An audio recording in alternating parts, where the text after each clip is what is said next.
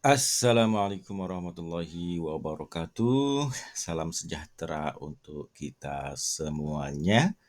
Halo, semangat pagi Bapak Ibu sekalian. Salam jumpa di video kita kali ini. Kita akan membahas bagaimana strategi pengembangan usaha dengan digital marketing. Sebagaimana kita ketahui bahwa sekarang ini semuanya sudah go digital ya Bapak Ibu ya. Jadi kalau bisa kita katakan mendadak digital. Mendadak digital, apalagi kalau misalnya kita perhatikan beberapa kurun waktu yang lalu ya Bapak Ibu, pada saat COVID melanda, maka kita bisa mengetahui nih bagaimana kemudian usaha-usaha yang tidak di-online-kan atau usaha-usaha yang tidak go digital itu bisa terkena dampak yang cukup signifikan. Sementara bagi mereka yang sudah mengembangkan usahanya dengan digital, sepertinya tidak terlalu banyak berdampak ya Bapak Ibu ya. Jadi mulai dari misalnya ya beban operasionalnya sudah cukup tereliminasi gitu ya. Kemudian bagaimana penjualannya yang bisa ke beberapa wilayah. Yang paling terlihat itu adalah bagaimana kemudian pasar ya, pasar yang pada saat pandemi kemarin dibatasi gitu ya, tidak boleh ada pertemuan secara langsung, karena sudah go digital terlebih dahulu, maka bisa tidak begitu terpengaruh. Nah, mohon izin memperkenalkan diri, ini slide yang wajib sepertinya ya, selalu ada foto ini di sini ya. Teman-teman, Bapak Ibu sekalian bisa mengunjungi lebih jauh informasi seperti apa tips ya, inspirasi, kemudian ada panduan tutorial di blog ahanifudin.com, blog.ahanifudin.com. Nah, sekarang kita mulai dari bagaimana kita membangun sebuah brand ya, identity di online. Kita biasa mengetahui ya Bapak Ibu, kalau di era sekarang ini banyak orang yang mencari kita atau yang mencari produk kita, bisnis kita itu melalui internet. Nah, salah satu yang biasa digunakan itu adalah mesin pencari. Kalau sekarang mungkin kalau bicaranya anak-anak Gen Z ya, yang dicari adalah TikTok. Nah, bagaimana prinsipnya kita hadir di sana ya. Nah, ini tampilan blog saya dan kemudian kita akan berbicara tentang search engine optimization ya. Bagaimana kita mencoba hadir di dalam mesin pencari, atau istilah gampangnya adalah ketika kita mencari sesuatu ya di mesin pencari itu ketemu nama yang kita optimasi ya. Sebagai contoh ya, ini contoh yang paling gampang, kita cari nama kita sendiri di mesin pencari. Nah, kira-kira ketemu apa tidak, meskipun kita sudah membuat blog, membuat website, membuat sosial media, ketika itu tidak dioptimasi dengan baik, maka bisa jadi tidak ketemu. Atau biasanya mungkin ketemu tapi bukan kita, karena kebetulan ada nama-nama yang sama. Nah, sama saja seperti ketika kita membahas sebuah bisnis. Ada yang ditemukan tapi bukan bisnis kita dengan kata kunci yang sama. Nah, disinilah kita penting belajar bagaimana mempelajari SEO, Search Engine Optimization. Nah, ini gambarannya ya teman-teman. Coba ketikkan nama produk Bapak Ibu ya di dalam mesin pencari. Namanya ya. Jadi dalam meriset kata kunci ini juga nanti ada ilmunya ya Bapak Ibu. Kalau kita ketikkan secara spesifik seperti ini misalnya Ahanifuddin, bisa jadi tidak ada nama yang sama sehingga kemudian saya muncul di halaman pertama. Tapi kalau misalnya banyak orang menggunakan nama Ahanifuddin, kemudian kita ketikkan Ahanifuddin, ya belum tentu nama saya mungkin muncul ada di halaman pertama. Begitu juga dengan misalnya produk Bapak Ibu. Nama brand usahanya adalah misalnya eh, nama brand usahanya ya, nama brand usahanya misalnya Bunda cerdas gitu misalnya. Kalau kita cari Bunda Cerdas, bisa jadi itu brand Anda langsung muncul. Tapi masalahnya produknya apa? Dan orang biasa mencari produk Bapak Ibu itu apa? Misalnya cemilan sehat. Nah, cemilan sehat Bunda Cerdas. Nah, itu juga bisa jadi muncul.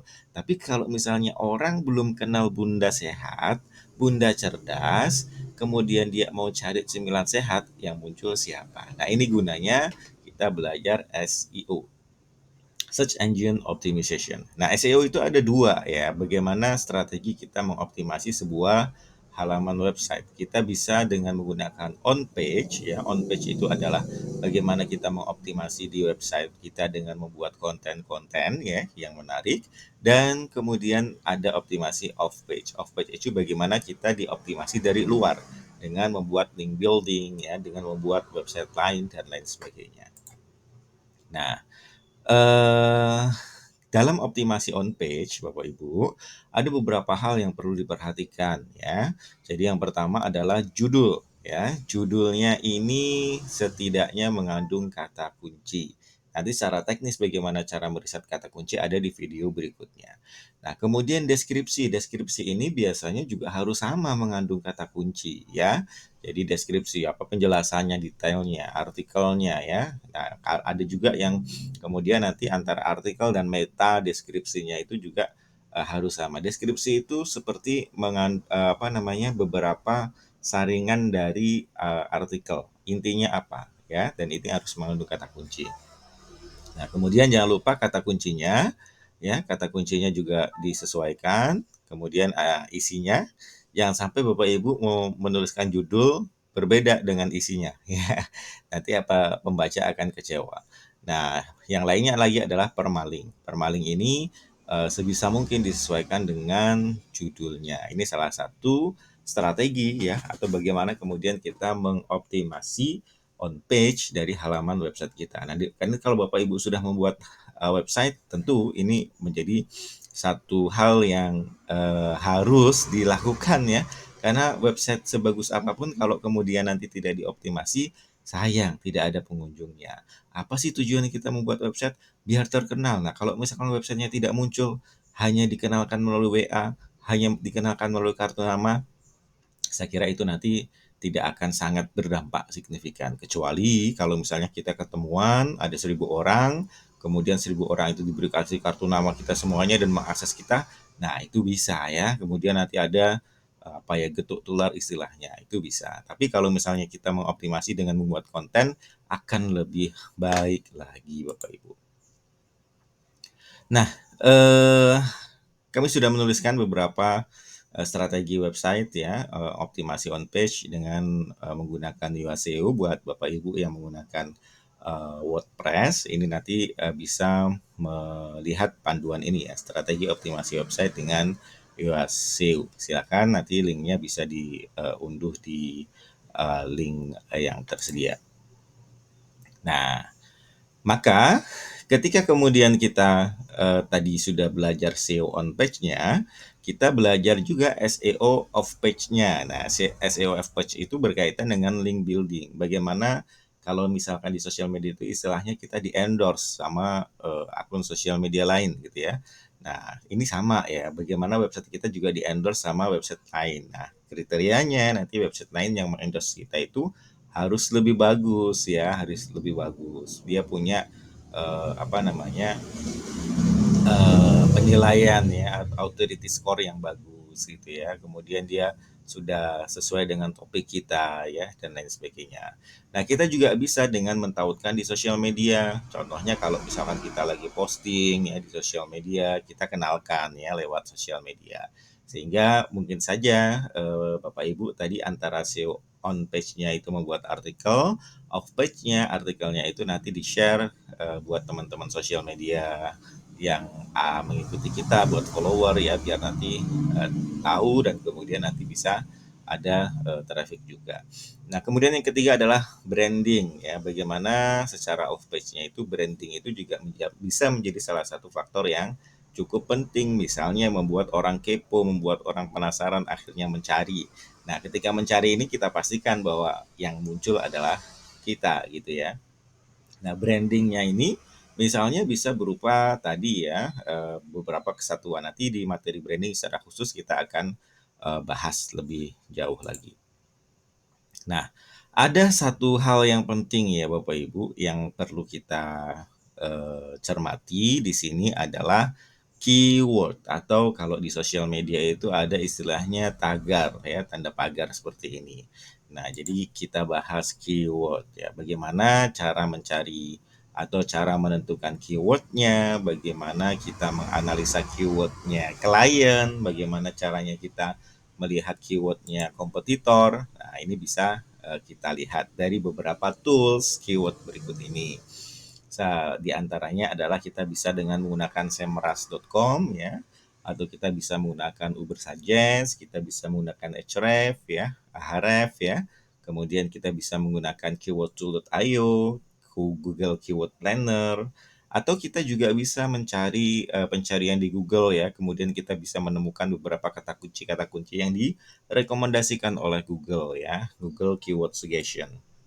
Kemudian ada Google Trend dan lain-lain ya. Jadi nanti teman-teman bisa memanfaatkan beberapa fasilitas-fasilitas ini ya. Dan ini kalau misalnya teman-teman sudah terbiasa ya, nah, maka nanti punya trik dan tipsnya ya, bagaimana kemudian bisa mendapatkan info-info secara gratis dari beberapa situs-situs ini. Kalau misalkan dirasa teman-teman nanti perlu upgrade, ya upgrade saja sesuai dengan kebutuhan ya.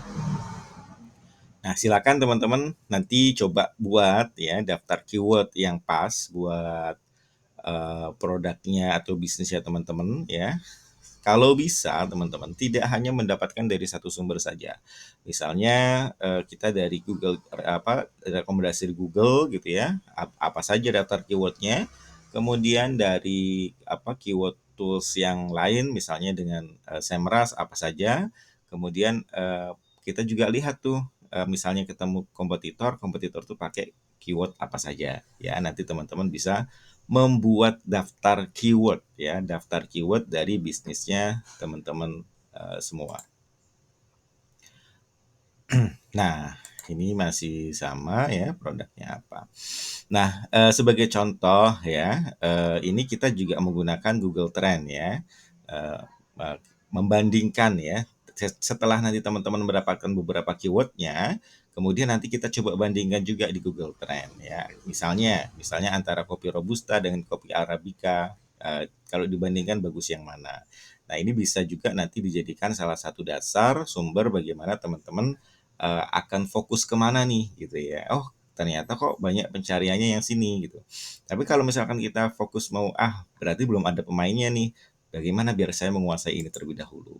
Nah, termasuk adalah bagaimana kita mengetahui wilayahnya sehingga teman-teman ketika sudah menemukan kata kuncinya, kemudian kita sudah menemukan di mana wilayahnya, nanti pemasarannya akan bisa lebih tertarget. Misalnya ketika teman-teman iklan, setting di Meta gitu ya, itu nanti teman-teman akan bisa lebih tertarget. Oh, ternyata yang paling banyak di Bengkulu.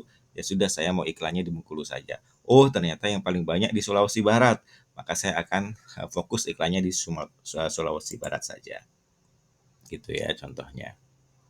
Nah, kemudian teman-teman, berikutnya adalah kita harus tahu nih ya, harus tahu ya. Setelah tadi kita tahu datanya data keywordnya seperti apa, kita juga harus tahu bagaimana sih target konsumen kita. Target konsumen dari bisnis kita, dari produk kita. Nah, ini perlu diketahui karena bisa jadi setiap produk itu beda gitu ya target marketnya. Ada produk yang sama target marketnya beda. Ada produk yang beda target marketnya sama itu. Nah, tentu kita harus perhatikan ini. Nah, teman-teman akan lebih bagus lagi kalau kemudian nanti teman-teman membuat buyer persona ya. Jadi kira-kira orang yang memakai produk saya itu orangnya seperti apa? Ya, produk saya itu buat siapa sih? Kita bikin produk kan tentu punya tujuan. Ini yang make siapa?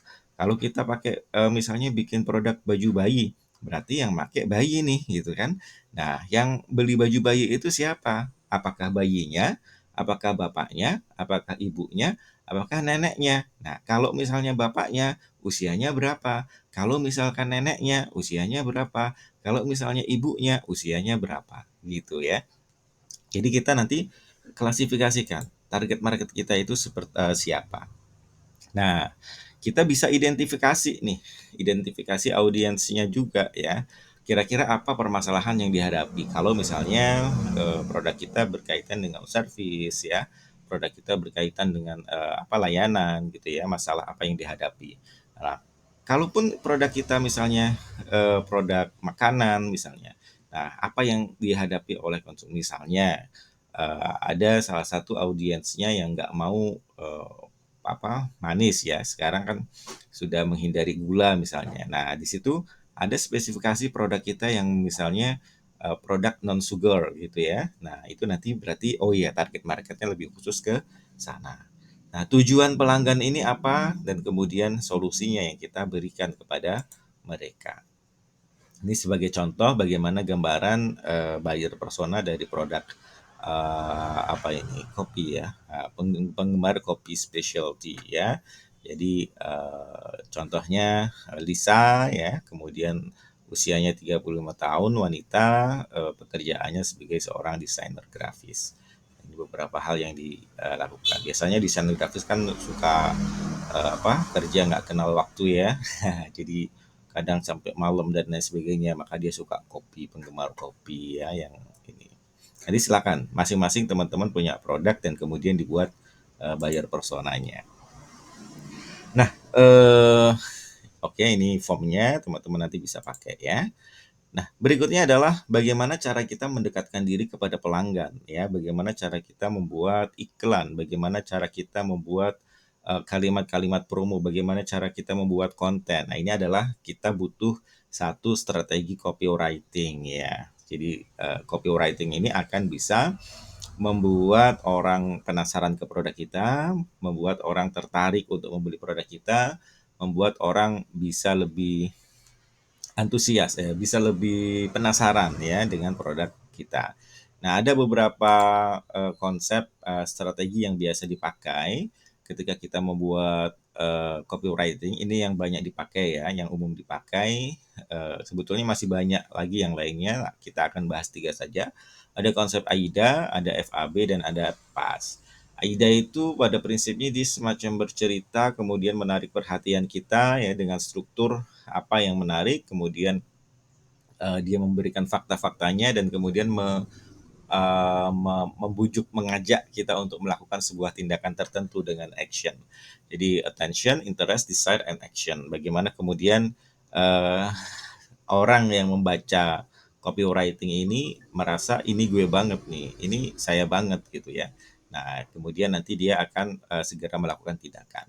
FAB ini dengan cara bagaimana kita memunculkan fitur-fiturnya, ya kelebihan-kelebihan produknya dan kemudian manfaat-manfaatnya apa, sehingga orang wah ini betul-betul bagus nih produknya, iya betul gitu ya. Nah, kemudian yang ketiga adalah PAS. PAS itu memunculkan permasalahan apa yang dihadapi oleh audiens ya, kemudian dibesar-besarkan masalahnya dan kemudian diberikan solusinya ya. Contohnya misalnya kalau kita dihadapkan sebuah masalah ya, kalau ibu-ibu itu misalnya masalahnya adalah wajah yang kurang glowing, kemudian pengen glowing gitu ya. Dikasih bahayanya kalau misalkan glowing asal-asalan itu nanti bisa wajahnya rusak. Nah, kemudian dikasih solusinya gitu ya. Jadi ini bisa dengan cerita, bisa dengan video, bisa dengan gambar. Ini nanti diberikan apa namanya grafisnya. Metode yang diberikan ini ya, metode AIDA atau FAB atau PAS. Kira-kira teman-teman sering jumpa yang mana ya teknik penulisan copywritingnya. Nanti lebih dalam kita bahas lagi ya di materi copywriting. Nah, kalau kita sudah paham bagaimana cara copywritingnya, tinggal bagaimana kita visualisasikan nih. Bagaimana cara kita menerjemahkan ide tadi ke dalam sebuah desain visualisasi. Karena kalau kita pengen mendapatkan perhatian dari customer kita, dari audiens kita, maka bagaimana kita bisa mendapatkan di 3 detik pertama ya, 1, 2, 3 itu mereka sudah langsung dapat. Kalau di dalam video itu ada istilahnya hook ya. Nah, hook-nya seperti apa? Nah, ketika kita membuat konten inilah, maka kita juga perlu yang namanya bahan-bahan ya. Jadi Bapak Ibu nanti bisa disiapkan foto produknya ya, kemudian dibikin rencananya gitu ya, timingnya, dan jangan lupa juga bagaimana brandingnya diperhatikan. Jadi visual colornya ya, identity ya, brand identity colornya juga diperhatikan. Jadi nanti sekaligus ketika kita membuat konten ini ya, ada misalkan penjadwalan kontennya seperti apa gitu ya, kemudian bagaimana captionnya ini juga diperhatikan. Nah, oleh karena itu penting buat Bapak Ibu juga nanti pada akhirnya membuat jadwal konten ya. Ya. Nah, berikutnya yang harus kita tidak boleh lupakan juga adalah optimasi media sosial ya.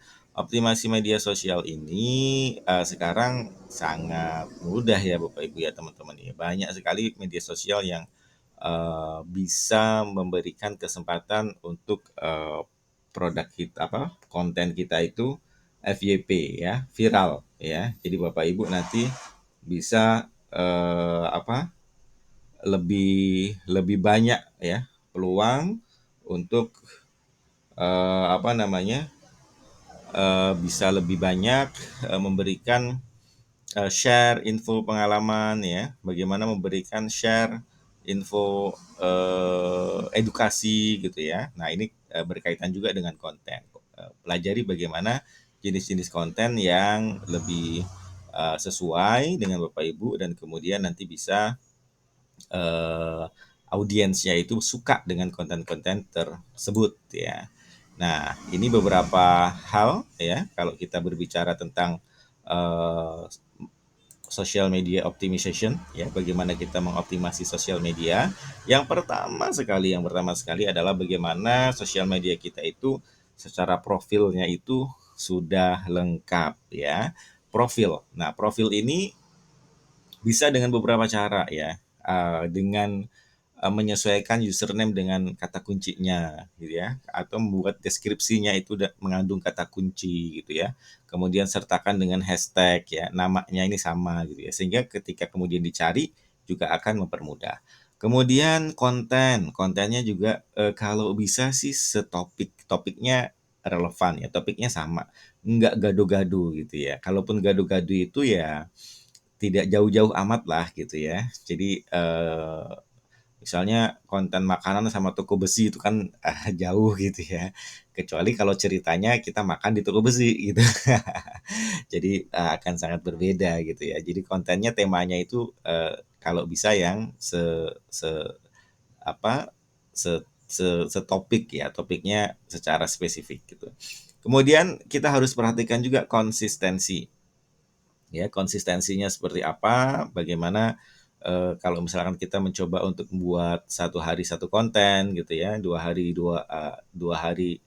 satu konten atau satu hari dua konten. Nah, ini konsistensinya jaga. Kemudian ada interaksi ya. Interaksinya teman-teman kalau sudah post ya, bangun juga interaksi dengan audiensnya. Nah, jangan lupa juga teman-teman bisa kolaborasi ya. Kolaborasi sekarang banyak yang membuka bagaimana kesempatan kita untuk berkolaborasi. Nah, sesekali boleh lah ya, sesekali, dua kali, tiga kali, empat kali, lima kali ya iklan ya untuk bisa memperdalam menjangkau orang-orang yang berada di luar sana ya, untuk menjangkau orang-orang yang belum pernah berinteraksi dengan kita ya dengan iklan. Nah, kita juga bisa menggunakan IG Shop ya, dan jangan lupa di akhir kita selalu analisis bagaimana jangkauan bisnis kita. Nah, ini tips ya berikutnya. Bapak Ibu juga perlu ya, dan jangan dilupakan Google Business Profile. Ini salah satu strategi ampuh bagaimana kita memenangkan bisnis lokal Bapak Ibu. Jadi kalau kita ketahui ya Bapak Ibu lagi jalan-jalan cari tempat-tempat lokal, biasanya yang akan dimunculkan itu adalah maps ya, diarahkan ke alamat tertentu. Nah, ini juga sama ya kalau misalnya Bapak Ibu punya usaha resto, usaha barbershop ya misalnya, atau kemudian bengkel ya, tambal ban misalnya. Nah, ini bisa ya diberikan optimasi, atau produk makanan sekalipun ya, ketika kita punya prinsip ya sebelum go nasional minimal kita menguasai lah di produk lokal. Sebelum kita ke internasional ya minimal di lokal itu sudah terkenal. Nah, berarti optimasi misalnya nama produk plus nama kotanya di mana. Atau kalau misalnya nggak kota ya kecamatan. Kalau misalkan dicari itu di kecamatan sudah terkenal ya itu nanti berarti optimasi bisnis lokalnya dapat ya Bapak Ibu. Nah, ini beberapa tips bagaimana kita mengoptimasi bisnis lokal ya. Sama ya Bapak Ibu rata-rata bagaimana kita update profilnya. Kemudian keywordnya juga sesuai relevan ya dengan bisnis kita. Kemudian berikan foto-foto. Foto-foto ini akan memberikan satu kepercayaan ya buat para audiens ya, akan memberikan satu eh, nilai tambah ya buat mereka. Bagaimana kemudian mereka mendapatkan fakta-fakta testimoni misalnya, atau misalkan ada testimoni ya di ulasan ini ya, itu juga memberikan fakta-fakta bagaimana bisnis kita memberikan nilai, bagaimana bisnis kita memberikan pelayanan kepada orang lain. Kemudian kita berikan postingan juga ya, dan jangan lupa update ya. Jadi Bapak Ibu membuat kita mengoptimasi sosial media itu jangan hanya sekali buat terus tinggal ya. Bagaimana kita juga berkelanjutan ya. Ada konsistensi bagaimana kita rawat yang sehingga harapannya kita nanti muncul. Karena apa? Logikanya Bapak Ibu, kita bisnis, kita tinggal, kita nggak tahu nih kompetitor kita itu ternyata dia pergerakannya cepat. Nah, kita bisa apa ya, tersalip ya, tertinggal dari kompetitor kita. Namun kalau kemudian kita jalan, kompetitor kita jalan, kita bisa minimal ngimbangin gitu ya. Nah, berikutnya ini adalah tools yang ada di genggaman kita yang sering kita gunakan untuk komunikasi ya. WA dan kemudian bisa juga dengan WA bisnis. Nah, WA bisnis ini juga sudah memiliki banyak fitur ya Bapak Ibu. Banyak fitur yang bisa kita manfaatkan ya untuk WA bisnis ya. Ini salah satu strategi optimasinya ya, beberapa dan sekaligus fiturnya ya. Nah, profil kita juga harus kita sesuaikan ya. Janganlah kalau misalnya WA bisnis itu nanti namanya cuma coret gitu ya. Jadi namanya sesuai dengan bisnis kita Bapak Ibu. Itu yang pertama bisa memberikan trust ya kepada para audiens yang kontak kita.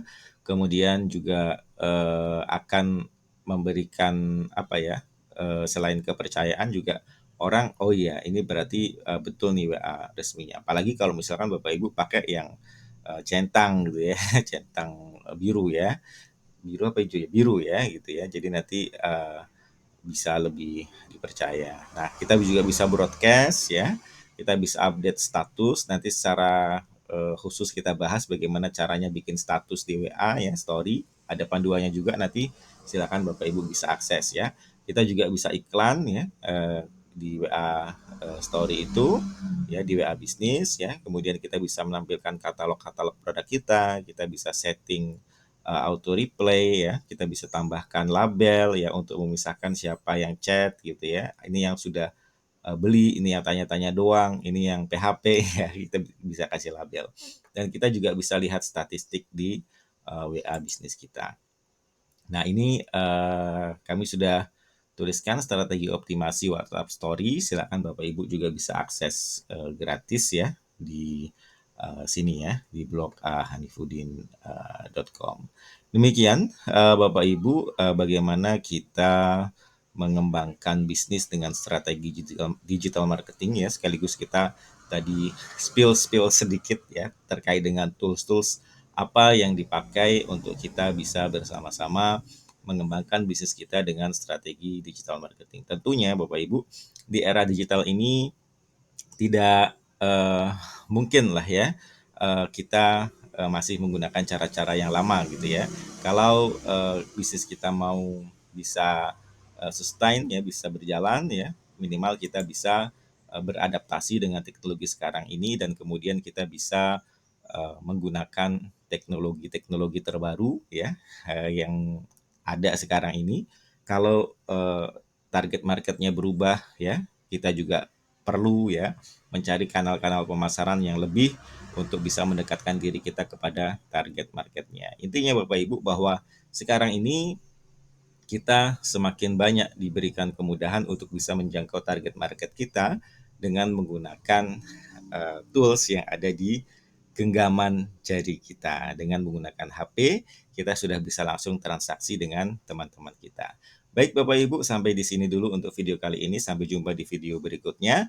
Jika ada pertanyaan, Bapak Ibu bisa hubungi kami di www.hanifudin.com. Sampai jumpa di video berikutnya. Salam digital. Assalamualaikum warahmatullahi wabarakatuh.